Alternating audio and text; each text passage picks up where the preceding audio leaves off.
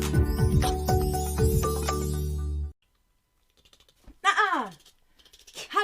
Hello, I'm Bryan. I'm Cara. And you're watching Tales from the Trunk. And you know why I'm doing this? Because Bryan's going to read you a book tonight. Called Miss Spider's Wedding. And it's by David Kirk. We hope you enjoy it. Miss Spider's Wedding by David Kirk. Good morning, miss. A lovely day. Miss Spider spun around to see Ike hanging by his knees, 3 inches from the ground. My good friend Holly, Ike went on, is someone you should know, but he's too timid to come down or even say hello. They heard a snap and then a crash and gasped as Holly tumbled. He flopped down at Miss Spider's feet, embarrassed, stunned, and rumpled. Miss Spider knelt to help him up. He blushed, too shy to speak. She bid demurely, "Won't you come to tea one day this week?" The colour drained from Holly's face. He looked as though he'd swoon. His acorn hat slipped from his head. He gulped, "This afternoon?" And when she heard his little voice, it seemed to her somehow that she had known him always, though they'd never met till now. "Please pay attention when I speak. Stop daydreaming," barked May. Miss Spider's thoughts were still upon the man she'd met that day. May nagged, "You should get on with life. I thought by now you'd be a wife." "But Miss Spider tried to say. "You mustn't interrupt," sniffed May. May jabbered on and on and on. Miss Spider, with her patience gone, surveyed the clock and tapped the floor. But when a face peeked round the door, she whispered, "I apologise, but May, I just now realise a gentleman who asked to call is waiting for me in the hall." "A man?" squealed May. "Well, finally!" She dashed right out so she could see, then screamed, "Get lost, you puny pest! She's waiting for a special guest!" Miss Spider scurried toward the din. She took his hand, then led him in. May cried, "How can I stop her folly? She's desperate if she's dating Holly." They talked of all their dreams and hopes, of art and nature, love and fate. They peered through toy kaleidoscopes and murmured thoughts I shan't relate. Then Holly held Miss Spider's hand. I'll say no more, you understand, for private moments between spiders should not be witnessed by outsiders. Back home, May snipped at Ike, her mate. "Miss Spider's come undone. That milksop Holly's her date. Go fetch a better one. Be certain he's intelligent, strong, handsome, brave, and elegant. Just find an 8-legged Mr. Right and bring him back here by tonight." Ike said, "But I think Holly is particularly nice. It's not just me who thinks so. You can go and ask the mice. They say he's helpful, wise, and kind, and always so polite. Perhaps he's just the one to be Miss Spider's Mr. Right." May gasped. "You've lost your senses too. That panty waist will never do. What difference if he's kind and wise? He isn't half Miss Spider's size. I see I'll have to go with you, for very clearly, Ike, you simply do not have a clue to what we women like. This fellow here, for instance, he's no proper type at all. He's drunk so much petunia wine, he's hardly fit to crawl. His web is coarse and slovenly, his clothes strewn all about. I could not see Miss Spider wed to that disgraceful lout. I'm certain even you can see these spiders will not suit.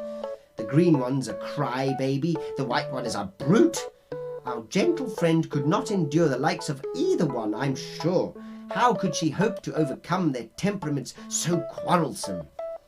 Now, there's a really handsome hunk of spider specimen. A bevy of admirers wait to fawn all over him. His web is tidy and well made, his shoes all in a row. The length of nose to eyebrow is the perfect ratio." May called, "Oh, Spider, sir, yoo-hoo! I've got the perfect girl for you." She whispered, "Now I'll put things right." "I hope," squeaked Ike, "he doesn't bite."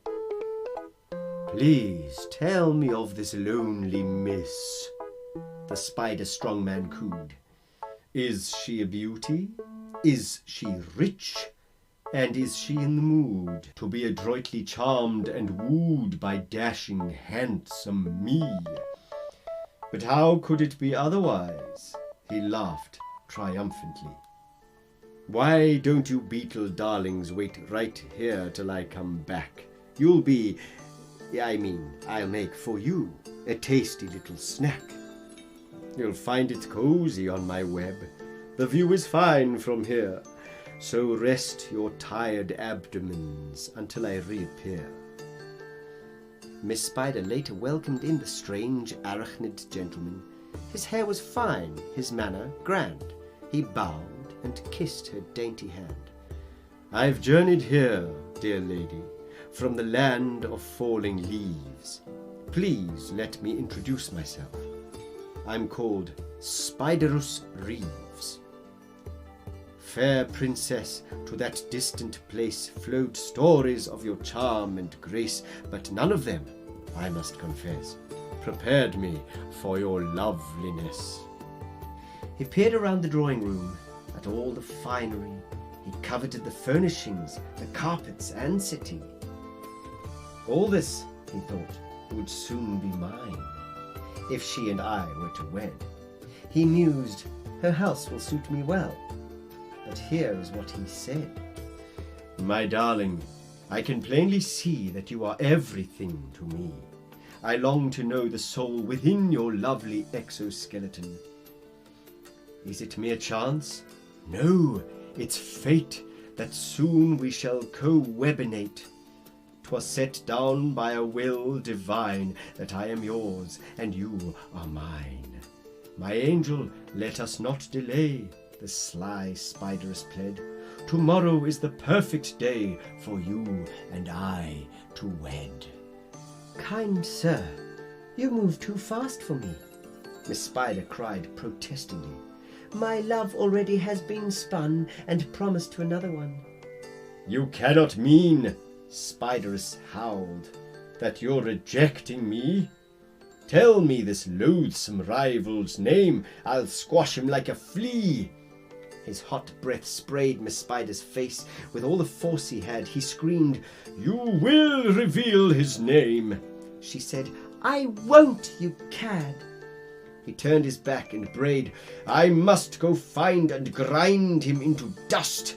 So, foolish woman, be forewarned, Spidus Reeves shall not be scorned. At that same moment in the hall, poor Holly, staring at the wall, could dwell on one and just one thought. Does she love me? Does she not? He could not sleep, although he tried. His weary brain was occupied, envisioning her fine assets, her gentle curves, her spinnerets. Those emerald eyes, so deep, so green, like nothing he had ever seen. Her sweet, round face, that pointed nose, and lips to shame the red, red rose. He tossed and tumbled in his web, recalling every word she'd said, then paced the garden in the gloom as shadows swept across the moon. Just then, there was a little sound that didn't seem quite right. He cocked his head and heard two voices whimpering in fright. He rushed to find poor Ike and May and ripped their sticky bonds away, but turned when someone in mid-air roared, Speck, what are you doing there? I'm merely snipping a few strands, kind sir, because, you see, you've caught this beetle couple in your web mistakenly. It's only luck that brings me here, down from my web above. I'd be asleep, but for the thought of dear Miss Spider's love. And so it's you, Spidus snarled, who dares to interfere. There's been just one mistake, my friend, but I shall fix it here. You freed those tasty beetles I was going to eat in bed. That's just too bad, for now I'm forced to eat you up instead. Holly's life flashed before his eyes, peering up that toothy jaw, as everything was growing dim, fading out. He thought he saw an angel swoop down in a gown of yellow flecked black, who shrieked, "Let go of him, you brute!" and smacked the scoundrel's back.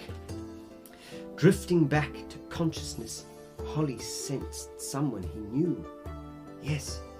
Yes, Miss Spider's lovely face came swimming into view.